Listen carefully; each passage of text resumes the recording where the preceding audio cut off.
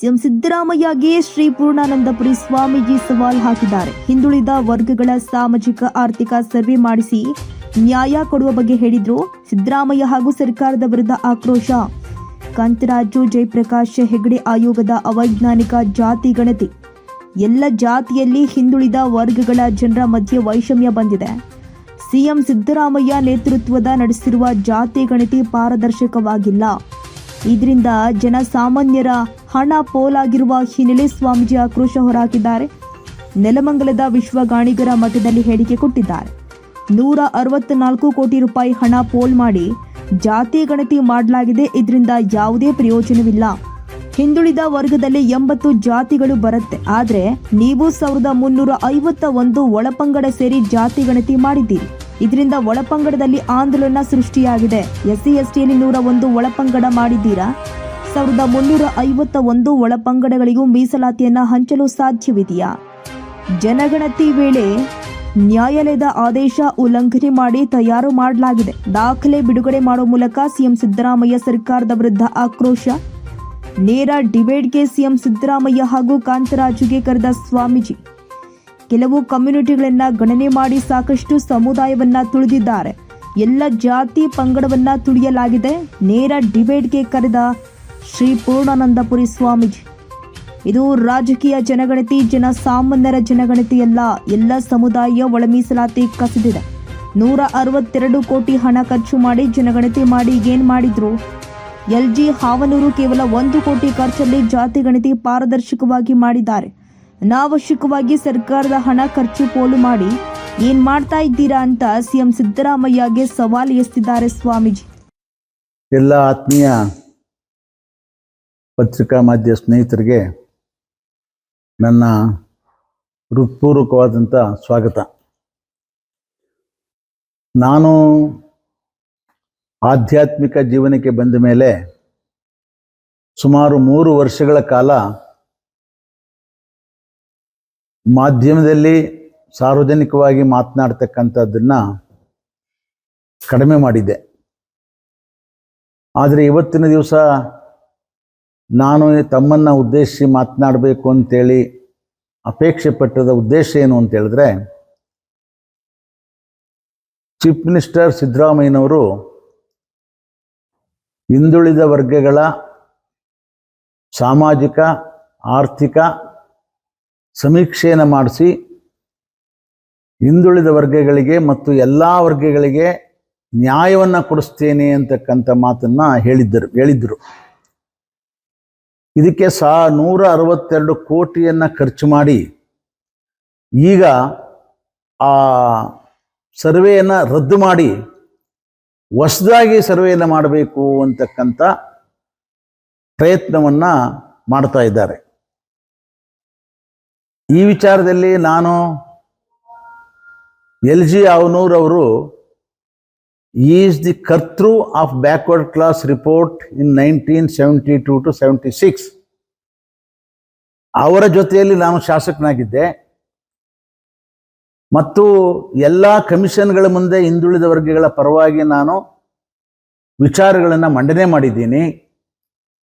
ನನಗೆ ಆಳವಾಗಿ ಸ್ವಲ್ಪ ಹಿಂದುಳಿದ ವರ್ಗಗಳ ಬಗ್ಗೆ ಗೊತ್ತಿರೋದ್ರಿಂದ ನಾನು ಇವತ್ತಿನ ದಿವಸ 2015ರಲ್ಲಿ ಸಿದ್ದರಾಮಯ್ಯನವರು ಮಾಡಿರ್ತಕ್ಕಂಥ ರಿಪೋರ್ಟ್ ಏನಿದೆ, ಕಾಂತರಾಜ್ ಅವರ ರಿಪೋರ್ಟ್ನಲ್ಲಿ ಇರ್ತಕ್ಕಂಥ ಲೋಪದೋಷಗಳ ಬಗ್ಗೆ ಇವತ್ತು ನಾನು ಪತ್ರಿಕಾಗೋಷ್ಠಿಯನ್ನು ಕರೆದಿದ್ದೇನೆ.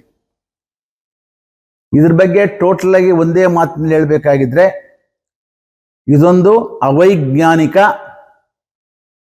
ಸಾಕಷ್ಟು ಸ್ವಹಿತಕ್ಕಾಗಿ ಸೃಷ್ಟಿಯನ್ನು ಮಾಡಿದಂತಹ ಒಂದು ಆಯೋಗದ ವರದಿ ಇದು.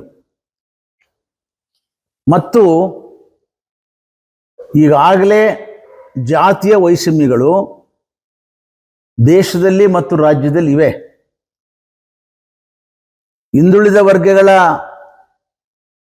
ಒಟ್ಟು ಜಾತಿ ಇರ್ತಕ್ಕಂಥದ್ದು ಎಲ್ಲ ಆಯೋಗಗಳನ್ನು ಆವರೇಜ್ ಮಾಡಿದ್ರೆ ಕೇವಲ 80. ಸಿದ್ದರಾಮಯ್ಯನವರು ಕಾಂತರಾಜ್ ವರದಿನಲ್ಲಿ ಪ್ರಕಟಣೆ ಮಾಡಿರ್ತಕ್ಕಂಥದ್ದು ಒಳಪಂಗಡಗಳನ್ನು ಸೇರಿಸಿ 1351. ಈಗಾಗಲೇ SC STನಲ್ಲಿ ಒಂದು ಆಂದೋಲನ ನಡೀತಾ ಇದೆ. ಒಳ ಮೀಸಲಾತಿಗೋಸ್ಕರವಾಗಿ ಮತ್ತೊಂದು ಸರ್ವೆ ಮಾಡ್ತಾ ಇದ್ದಾರೆ. ಏನು SC STಗೆ ರಿಸರ್ವೇಷನ್ಸನ್ನು ಕೊಟ್ಟಿದ್ರೋ ಅದನ್ನು ನಮಗೆ ಭಾಗ ಮಾಡಿ ಅಂತೇಳಿ 101 ಜಾತಿಗಳ ಒಳಪಂಗಡಗಳು ಇವತ್ತಿನ ದಿವಸ ಗೊಂದಲವನ್ನು ಎಬ್ಬಿಸಿ ಅದಕ್ಕೆ ಪುನಃ 100 ಕೋಟಿ ಹಣವನ್ನು ಖರ್ಚು ಮಾಡಿ ಇವತ್ತು ಸರ್ವೆ ಮಾಡ್ತಾ ಇದ್ದಾರೆ. ಈಗ ಹಿಂದುಳಿದ ವರ್ಗಗಳಲ್ಲಿ ನಾವಿರ್ತಕ್ಕಂಥದ್ದು ಹಿಂದುಳಿದ ವರ್ಗಗಳೇ ಒಂದು 50-60 ಜಾತಿ ಇದ್ದೀವಿ. ಇದರಲ್ಲಿ ಒಳಪಂಗಡಗಳು ಸರ್ವೆ ಮಾಡೋದಾದ್ರೆ 1351 ಕ್ಯಾಸ್ಟನ್ನ ನೀವು ಸರ್ವೆ ಮಾಡ್ತೀವಿ ಅಂತ ಹೇಳ್ತಿರಲ್ಲ, ಮಾಡಿದ್ರಿ ಅಂತ ಹೇಳ್ತಿರಲ್ಲ. ಈ 1351ಕ್ಕೆ ಮೀಸಲಾತಿಯನ್ನ ಹಂಚೋದಿಕ್ಕೆ ಸಾಧ್ಯ ಇದೆಯಾ? ಆದ್ರೆ ಏನಿವತ್ತು SC STನಲ್ಲಿ ನಡೀತಾ ಇದೆಯೋ ಗೊಂದಲ, ಅದೇ ರೀತಿ ಎಲ್ಲಾ ಜಾತಿಗಳಲ್ಲೂ ಸಹ ಹಿಂದುಳಿದ ವರ್ಗಗಳು ಒಬ್ಬರಿಗೊಬ್ರು ಕುಸ್ತಿ ಮಾಡೋದಕ್ಕೆ ನಾಂದಿಯನ್ನ ಮಾಡಿಕೊಟ್ಟಿದ್ದೀರಾ. ಕಾರಣ ಏನು ಅಂತ ಹೇಳಿದ್ರೆ ಈಗಾಗಲೇ ನೀವೇ ತೋರಿಸಿದ್ದೀರಾ. SC STನಲ್ಲಿ ಒಳ ಮೀಸಲಾತಿಗೋಸ್ಕರವಾಗಿ ಸರ್ವೆ ಮಾಡಿ ಕಮಿಷನ್ ಅನ್ನು ಮಾಡಿ ಹಂಚ್ತಾ ಇದ್ದೀರಾ. ಈಗ 1351 ಜಾತಿಗಳ ನೀವು ಸರ್ವೆಯನ್ನ ಮಾಡಿದ್ದೀವಿ ಅಂತ ಹೇಳ್ಬಿಟ್ಟು ಪ್ರಕಟ ಮಾಡಿದ್ದೀರಾ. ಈಗ ಇವರೆಲ್ಲರೂ ಸಹ ಅವರ ಹಕ್ಕಿಗಳಿಗೋಸ್ಕರ ಒಳ ಮೀಸಲಾತಿಯನ್ನ ಹೇಗೆ ನೀವು ಹಂಚ್ತೀರಾ 1351ಕ್ಕೆ? ಇದು ಮುಖ್ಯವಾದಂಥ ಪ್ರಶ್ನೆ.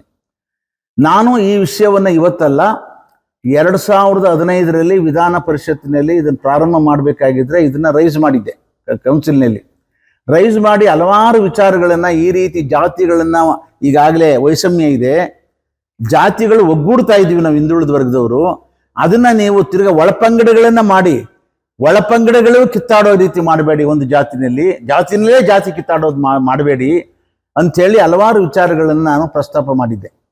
ಅವತ್ತು ಸಿದ್ದರಾಮಯ್ಯನವ್ರು ಹೇಳಿದ್ರು, ಆಂಜನೇಯನವ್ರಿಗೆ, ಕಾಂತರಾಜ್ಗೆ BJ ಪುಟ್ಟಸ್ವಾಮಿನ ಕರೆದು ಮಾತಾಡಿ ಈ ರಿಪೋರ್ಟ್ನ ಅವರು ಬಹಳ ತಾಂತ್ರಿಕವಾಗಿ ಮಾತಾಡಿದ್ದಾರೆ ಅಂತ ಹೇಳಿದ್ರು. ಅದನ್ನು ಮೀಟಿಂಗ್ ಮಾಡಿದಾಗ ನಾನು ಈ ವಿಚಾರಗಳನ್ನ ಅಲ್ವಾ ಇವತ್ತೇನು ನಾನು ಕೊಟ್ಟಿದ್ದೀನಿ ತಮಗೆ ಇದನ್ನೆಲ್ಲ ಅಲ್ಲಿ ಪ್ರಸ್ತಾಪ ಮಾಡಿದ್ದೆ. ಆಗ ಕಾಂತರಾಜ್ ಅವರು ಹೇಳಿದ್ರು, ನನ್ನ ಆರ್ಗ್ಯುಮೆಂಟನ್ನ ಒಪ್ಪಿದ್ರು ಅವರು. 1351 ಜಾತಿಗೆ ಸರ್ವೆಯನ್ನು ಮಾಡಿ ವಿಂಗಡಿಸೋದು ಹೇಗೆ, ಇದನ್ನ ರಿಸರ್ವೇಷನ್ ಹೇಗೆ ರಿಸರ್ವ್ ಮಾಡಿಸ್ತೀರಾ? 10% ಒಂದು ವರ್ಗಕ್ಕೆ ಕೊಡ್ತೀರಾ ನೀವು. 10%ನಲ್ಲಿ 80 ಜಾತಿ ಸೇರಿಸಿ 80 × 10 ಅಂದ್ರೆ 800 ಜಾತಿಗಳಾಗ್ತದೆ. ಹೇಗೆ ಡಿವೈಡ್ ಮಾಡ್ತೀರಾ ಅದನ್ನ? ಈ ತರ ಪ್ರಶ್ನೆಗಳು ಬಂದು ಆಗ ಕಾಂತರಾಜ್ ಹೇಳಿದ್ರು, ನಾವು 22 ಕೋಟಿ ಖರ್ಚು ಮಾಡಿ ಇದನ್ನ ಫಾರ್ಮನ್ನು ಪ್ರಿಂಟ್ ಮಾಡಿಬಿಟ್ಟಿದ್ದೀವಿ, ದಯವಿಟ್ಟು ನೀವು ಅಬ್ಜೆಕ್ಷನ್ ಮಾಡಬೇಡಿ, ರಿಸರ್ವೇಷನ್ ಅನ್ನ ಅಲಾಟ್ ಮಾಡುವಾಗ ನಿಮ್ಮನ್ನು ಕರೆದು ಮಾತಾಡ್ತೀವಿ ಅಂತಕ್ಕಂಥ ಮಾತನ್ನು ಹೇಳಿದ್ರು. ಆದರೆ ನನ್ನನ್ನು ಇದುವರೆಗೂ ಅವರು ಮಾತಾಡಿಸ್ತಿಲ್ಲ, ಆದರೆ ಅನೌನ್ಸ್ ಮಾಡಿದ್ರು. ಒಂದು ರಿಪೋರ್ಟನ್ನ ವರದಿಯನ್ನು ಕೊಡಬೇಕಾಗಿದ್ರೆ LG ಯಾವನೂರವರು, ತಾವೆಲ್ಲ ಈ ಚಿಕ್ಕ ವಯಸ್ಸು ನೋಡಿಲ್ಲ, ಇಲ್ಲಿ ನೋಡಿ, ಇದು LG ಯಾವನೂರವರ ರಿಪೋರ್ಟು. ಇಂಥ 5 ವಾಲ್ಯೂಮನ್ನು ಕೊಟ್ಟಿದ್ದಾರೆ ಅವರು. ಸುಮಾರು 4,500 ಸಾವಿರ ಪುಟಗಳಿರತಕ್ಕಂಥ ವರದಿಯನ್ನು ಕೊಟ್ಟಿದ್ದಾರೆ. ಮತ್ತು ಇವರು ವೆಂಕಟಸ್ವಾಮಿ ಕಮಿಷನ್ಸ್ ಅವರು ಸಹ 4-5 ವಾಲ್ಯೂಮ್ನಲ್ಲಿ ವರದಿಯನ್ನು ಕೊಟ್ಟಿದ್ದಾರೆ. ಇವರೆಲ್ಲ ಖರ್ಚು ಮಾಡಿರ್ತಕ್ಕಂಥದ್ದು ಕೇವಲ 1 ಕೋಟಿ ಒಳಗಡೆ. ಆದರೆ 162 ಕೋಟಿ ಖರ್ಚು ಮಾಡಿ ಕೊಟ್ಟಿರ್ತಕ್ಕಂಥದ್ದು ವರದಿ. ಇದು ಒಂದು ಕತೆ ಬರೆದಿದ್ದಾರೆ. ಇದರಲ್ಲಿ PhD ಮಾಡಿರೋರು ಅರ್ಥ ಮಾಡ್ಕೊಳ್ಳೋದು ಕಷ್ಟ. ಕೋಡ್ ನಂಬರ್ ಕೊಟ್ಟಿದ್ದಾರೆ. ಕೋಡ್ ನಂಬರ್ ಕೊಟ್ಟು ನಾವು ನಂಬರ್ ಹಾಕಿದ್ದು ಇಂತಿಂಥವ್ರಿಗೆ ಅಂತ ಹೇಳ್ತಾ ಇದ್ದಾರೆ. ಇದನ್ನು ಅರ್ಥ ಮಾಡ್ಕೊಳ್ಳೋದಕ್ಕೆ ಯಾರಿಗೂ ಸಾಧ್ಯವಿಲ್ಲ. ಆದ್ರಿಂದ ಇದರಲ್ಲಿ ಹಲವಾರು ಲೋಪದೋಷಗಳೇನು ಅಂತ ಹೇಳಿದ್ರೆ, ಮೊನ್ನೆ ಸಿದ್ದರಾಮಯ್ಯನವರು ಒಂದು ಪೋಸ್ಟ್ಪೋನ್ ಮಾಡಬೇಕಾದ್ರೆ ಜನರಿಗೆ ಕಣ್ಣಿಗೆ ಮಣ್ಣಿರ್ತಕ್ಕಂಥ ಮಾತನ್ನ ಹೇಳಿದ್ರು. ಅದೇನಪ್ಪ ಅಂತ ಹೇಳಿದ್ರೆ, ಅವ್ರು ಯಾವುದಕ್ಕೆ ಹೇಳಿದ್ರು ಪೋಸ್ಟ್ಪೋನ್ ಮಾಡಿರೋದು? ಹಿಂದುಳಿದ ವರ್ಗಗಳ ಶಾಶ್ವತ ಆಯೋಗದ ಕಲಂ 11(1) ಪ್ರಕಾರ ನಾವು ಸರ್ವೆ ಮಾಡಬೇಕು ಪುನಃ ಮುಂದಕ್ಕೆ, 10 ವರ್ಷ ಆಗೋಗ್ಬಿಟ್ಟದೆ, ಅಂಕಿಅಂಶಗಳು ವ್ಯತ್ಯಾಸ ಆಗಿದೆ ಅಂತಕ್ಕಂಥ ಮಾತನ್ನು ಹೇಳಿದ್ರು. ಇಲ್ಲೇನು ಹೇಳ್ತಾರೆ? The state government May at any time and shell at the expiry of 10 years from the coming into force of this act and every succeeding period of 10 years thereafter undertake revision of the list with a view important to excluding from such list those classes who have ceased to be backward class ಇಲ್ಲ ಇನ್ನೊಂದು, ಪ್ರತಿ ಒಂದು commission, Mavanur commission ಇರ್ಬೋದು, Venkataswamy commission ಇರ್ಬೋದು, ಜಿಲ್ಲೆಯ populations announce ಮಾಡಿದ್ದಾರೆ. ಪ್ರತಿ ಜಿಲ್ಲೆಯಲ್ಲಿ ಪ್ರತಿ ಜಾತಿ ಎಷ್ಟೆಷ್ಟಿದ್ದಾರೆ ಅಂತ ಅನೌನ್ಸ್ ಮಾಡಿದ್ದಾರೆ. ಹಾಗೇನು ಮಾಡ್ಬೋದು, ನಾವು ವೆರಿಫೈ ಮಾಡೋದಕ್ಕೆ ಯಾವ ಜಿಲ್ಲೆಯಲ್ಲಿ ನಾವು ಎಷ್ಟಿದ್ದೀವಿ ಅಂತ ತಿಳ್ಕೊಳ್ಳೋದಕ್ಕೆ ಅನುಕೂಲ ಆಗ್ತದೆ.